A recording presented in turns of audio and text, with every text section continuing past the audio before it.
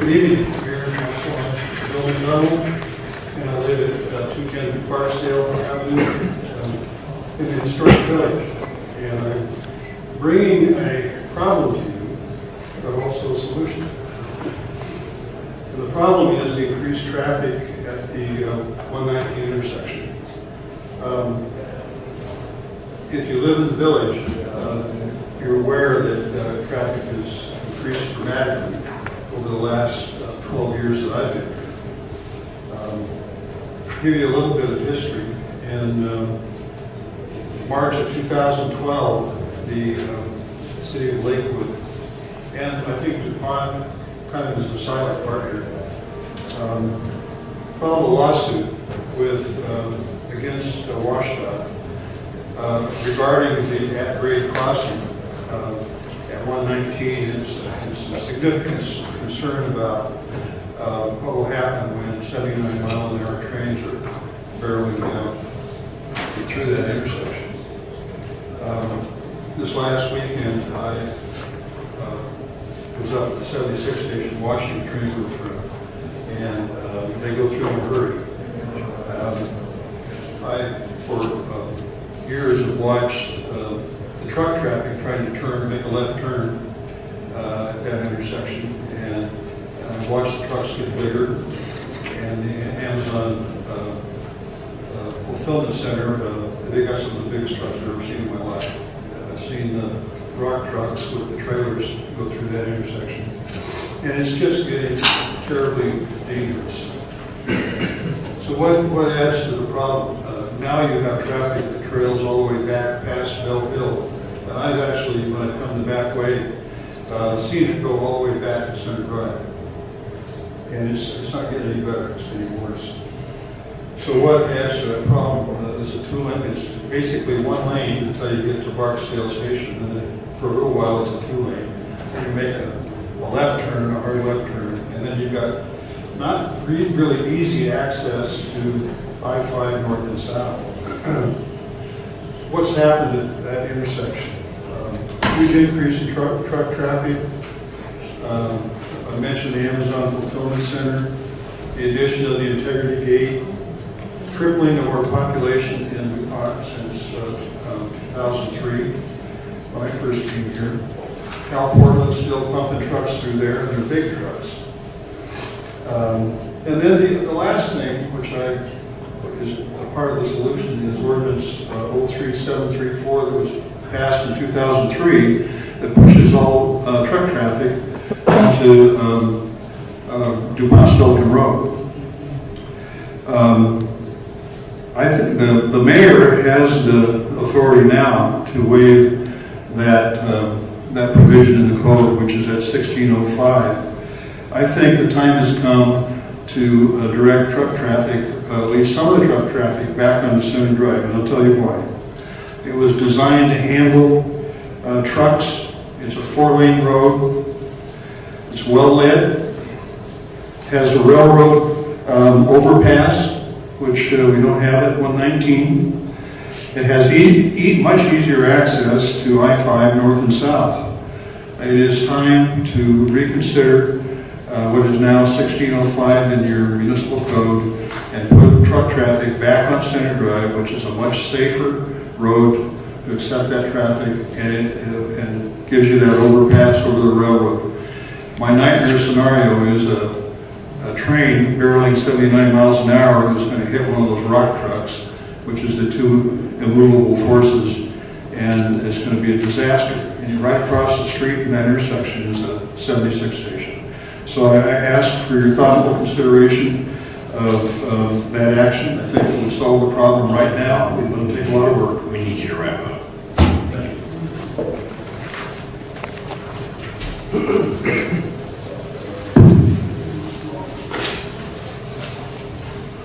Good evening. I'm Jim Hills. I live in the Old Village. I've served on this council on 2 separate occasions. Also did 8 years on the Steilacoom School Board. So I've been around the political arena in this part of the country. I'm speaking on the same subject that Bill McDonald just spoke on. I've lived in the Old Village for 30 years this October. I've watched the traffic on that DuPont-Slocum Road increase dramatically over those years. And everything that Bill said is true with regard to the backup on the road, with regard to the oversized gravel trucks that make that turn. And my issue is the same as Bill's. I think that it's an accident waiting to happen. This morning while I was out walking, I thought 79 miles an hour. How far does a train go in 1 minute if it's going 79 miles an hour? I used to be a navigator for the Air Force, so I did the math. It works out that a train traveling at that speed, 79 miles per hour, in 1 minute goes 1.31 miles. How far is that as far as, then I was right at the intersection with Palisade, and I thought it's roughly a mile from here to exit 119. How long would it take that train to go from here, the intersection at Palisade, on up to exit 119? The answer is 45.45 seconds. 45 seconds. Once that train whistle starts to blow, and it's at the intersection, it's going to be 45 seconds from the time it passes Palisade till it's at exit 119. If a truck is partway across that intersection, and I saw on one of the newspapers the other day that not this past weekend, but the weekend before that, there was an incident where the truck was across, but the trailer was not across. Now, I think that's going to happen at that corner, and I think it's going to happen well within that first year.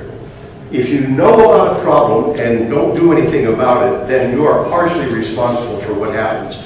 And I'm seeing that the City Council is in that position. They know a problem exists, and it's time to do something. And Mr. McDonald gave the solution to that. Open up Center Drive. I was on City Council when that decision was made to not let trucks go on Center Drive, and it was a gift to the Weyerhaeuser Corporation.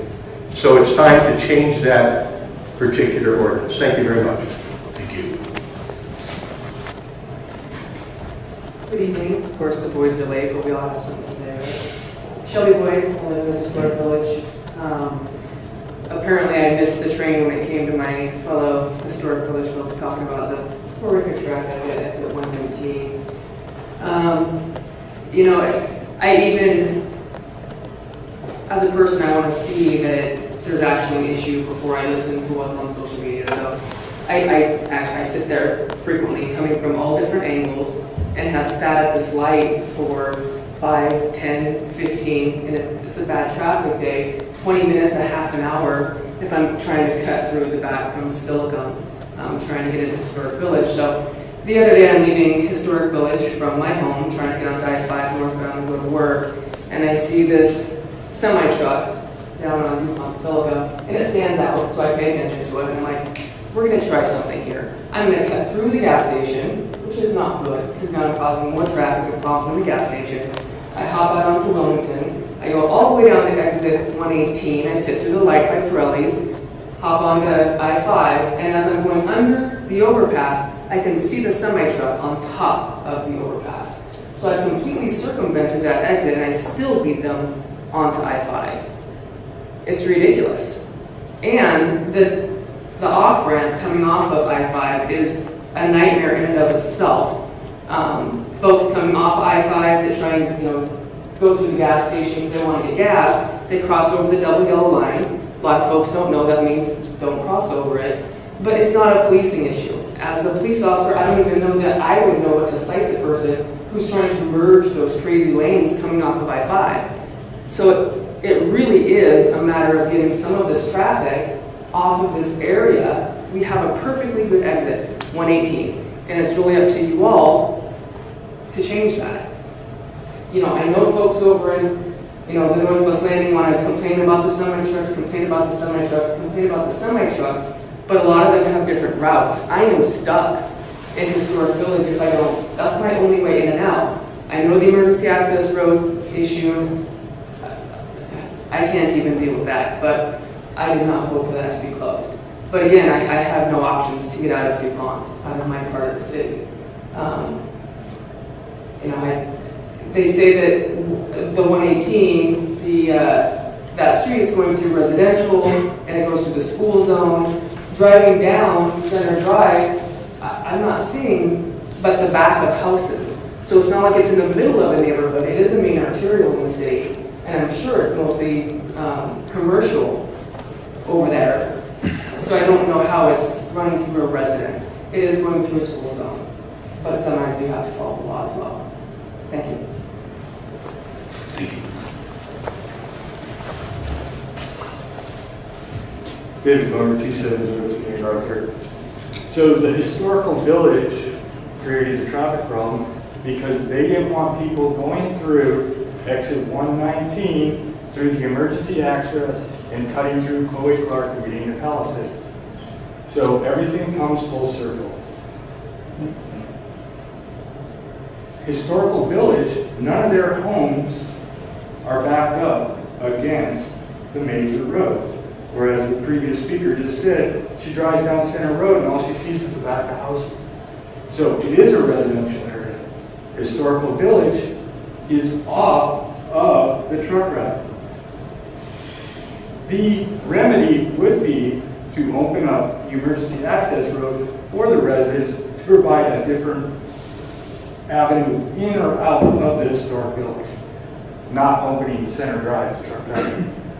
And the last one is to acknowledge what Mr. Barnard said about the access from Historic Village to Northwest Landing that was basically spurned 20 years ago, and why that still is that way. And it was based, I think, on a lot of fear of what traffic would look like.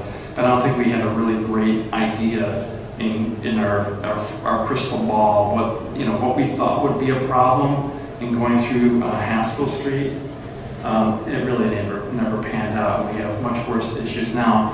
I think things could be looked at and things could be put back on the table, but the ordinance was also passed for a reason, and the majority of the population is going to be residential, so it'll be a difficult road to hoe for changing that traffic. And with the train, I still dismiss the train concerns. And just to correct Jim House's math was wrong.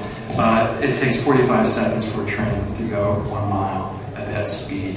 1.33 miles is the distance it can travel in 60 seconds. Just to clarify that, and he had it backwards. But that's another battle, like the ST3. We lost. We weren't going to win that. That was the inertia of the big government, imposing their will. So I think what we need to do is to stop thinking about the disasters waiting to happen at that crossing, and just prepare ourselves and make sure that we as a city are prepared to address those issues